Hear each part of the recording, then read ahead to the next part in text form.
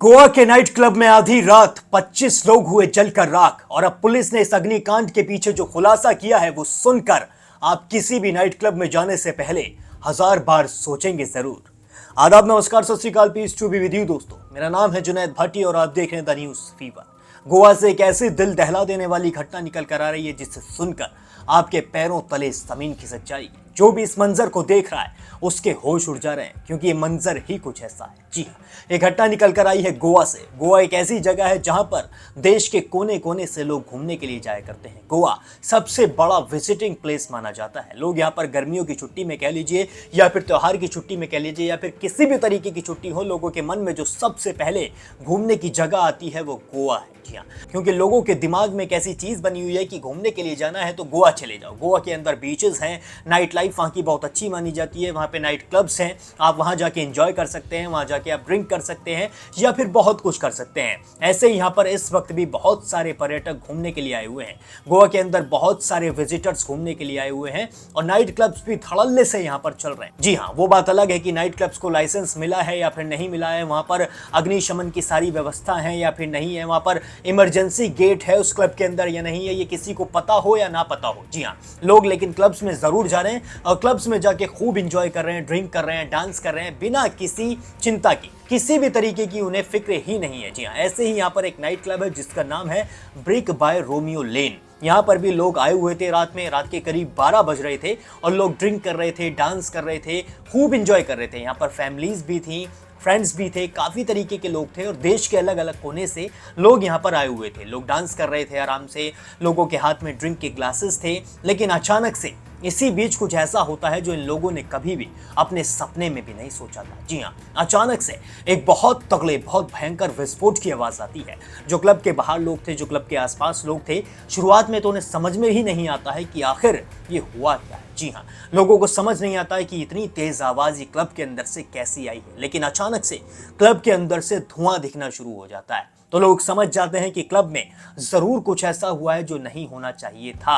और वो धुआं धीरे धीरे आग में तब्दील हो जाता है और ये आग थोड़ी ही देर में इतनी ज्यादा भयानक हो जाती है कि क्लब में जितने भी लोग थे उनमें से अधिकांश लोग बाहर निकलने में नाकामयाब होते हैं। और इसी के चलते 25 लोग, जी हाँ 25 लोग, 25 कोई कम आंकड़ा नहीं होता है, कोई कम तादाद नहीं है, 25 लोगों की जलकर दर्दनाक मौत हो जाती है और कई लोग घायल हैं जिनकी अभी तक गिनती भी सामने नहीं आई है और ये भी नहीं पता चल पा रहा है कि कितने लोग गंभीर रूप से घायल हैं। जी हाँ, जो इस क्लब में मरे हैं उनमें से कई सारे लोग टूरिस्ट थे। जी हाँ, लोग बाहर से घूमने के लिए आए हुए थे। उन्होंने कभी अपने सपने में भी नहीं सोचा था कि वो नाइट क्लब में बस थोड़ी देर इंजॉय करने के लिए जाएंगे, बस थोड़ी देर डांस करने के लिए जाएंगे या फिर ड्रिंक करने के लिए जाएंगे या फिर कुछ भी करने के लिए जाएंगे। चलिए, आप घूमने के लिए आए हैं गोवा, आप एंजॉय करिए, लेकिन कम से कम आप ये तो देखिए कि उस क्लब के अंदर अग्निशमन की व्यवस्था है या फिर नहीं है, आप लोगों के लिए वहां पर सेफ्टी की चीजें हैं या फिर नहीं है। जी हाँ, जो पुलिस ने खुलासा किया उसमें साफ तौर पर ये चीजें निकल कर आ रही हैं कि ये जो क्लब है, ये जो brick by Romeo Lane club है, इसके अंदर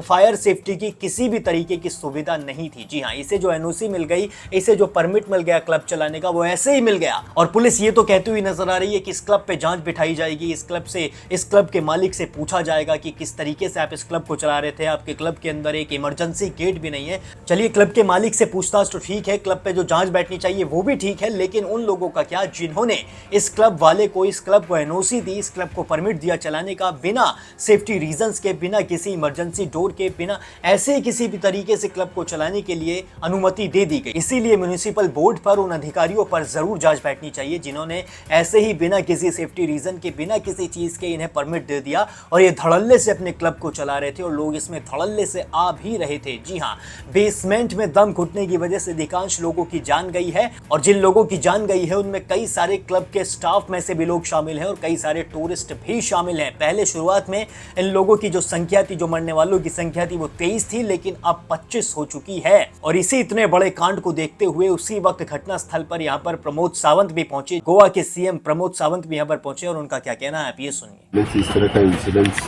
कभी नहीं होना चाहिए। गोवा जैसे टूरिज्म स्टेट में कुछ जो इलीगल्स या विदाउट परमिशन इस तरह के जो चलाते हैं और इसी में जो फायर इंसिडेंट्स हो, इसी के कारण यहाँ पे जो उनके स्टाफ और एक 3-4 टूरिस्ट जो अंदर थे, यानी 2-3 यानी इनको जल के हुआ, बाकी लोग बिकॉज ऑफ द सफोकेशन उनकी डेथ हो गई। ऑल टुगेदर 23 लोगों की डेथ हो चुकी है। जिनकी डेथ हो चुकी है उनके प्रति संवेदना मैं व्यक्त करता हूँ। गोवा सरकार की तरफ से पूरी उसकी इंक्वायरी की जाएगी और जो कल्प्रिट इसमें हैं जो उनको बिहाइंड द बार्स किया जाएगा। सर, क्या आप मानते हैं कि बहुत बड़ी घटना है?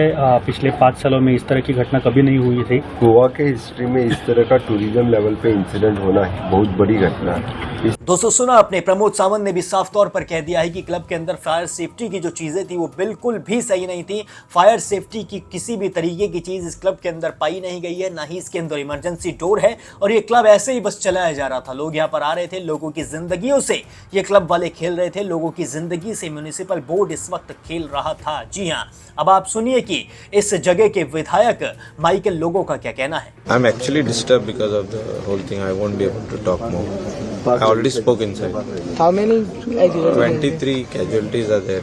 And that 3 women are there. And 20 male, middle Any aged. tourist or the local? Or the Some are tourists. Mostly are, I think, our locals who are working in the basement of the restaurant. So it's very sad incident what has happened. So what time is the exact is the fire? Now nearly 4 hours, no? Okay, for Any eyewitnesses we have seen? Yeah, the same lady who ran out, and there were more tourists who ran out for the shelter. Means they have come out from the club. Okay, what when is the fire took. statement from the police department? What They have given they are already investigating? statement. They have already given. We'll have to take safety audit of all the other clubs in the state of Goa, which is very, very important. दोस्तों देखा आपने, विधायक भी साफ तौर पर कहते हुए नजर आ रहे हैं कि क्लब के ओनर से अच्छे से जांच की जाएगी और म्युनिसिपल बोर्ड से भी जांच की जाएगी। जिन लोगों ने इन्हें परमिट दिया उन लोगों की भी जांच की जाएगी, उनसे भी सवाल जवाब किए जाएंगे और जल्द ही पता लगाया जाएगा कि किस वजह से ये इतनी खतरनाक आग लगी और किस वजह से इतना बड़ा विस्फोट हुआ और किस तरीके से लोगों की जान के साथ खिलवाड़ किया जा रहा है। क्योंकि गोवा एक ऐसी जगह है जहाँ पर लोग कभी भी किसी भी वक्त आ सकते हैं और आने वाले जो टूरिस्ट हैं उनकी सेफ्टी का भी सवाल है। क्या पता आप लोग भी कभी गोवा जाने का प्लान बनाएं और आप लोगों के साथ भी ना चाहते हुए कुछ ऐसा हो जाए जो ना होना चाहिए था। इसलिए अगर आप चाहते हैं कि इन लोगों को इंसाफ मिलना चाहिए, क्योंकि इन लोगों को अभी 2-2 लाख रुपए का मुआवजे का ऐलान तो सरकार ने कर दिया है, लेकिन 2-2 लाख रुपए से इनकी जिंदगियां वापस नहीं आ जाएंगी। जो लोग वहां पर बस थोड़ी देर एंजॉय करने के लिए गए थे, उन लोगों की जो जान गई है वो वापस नहीं आ जाएगी। इसलिए इन लोगों को इंसाफ मिलना जरूरी है, इन लोगों के परिवार को न्याय मिलना जरूरी है। और अगर आप भी चाहते हैं कि इन लोगों को जल्द से जल्द जस्टिस मिल सके तो कमेंट सेक्शन में जस्टिस फॉर इनोसेंट पीपल जरूर लिखें और अगर इस खबर पर कोई राय रखते हैं तो वो भी मेरे साथ साझा जरूर करें। बाकी और भी सारे अपडेट्स के लिए अभी सब्सक्राइब कर लें द न्यूज़ फीवर।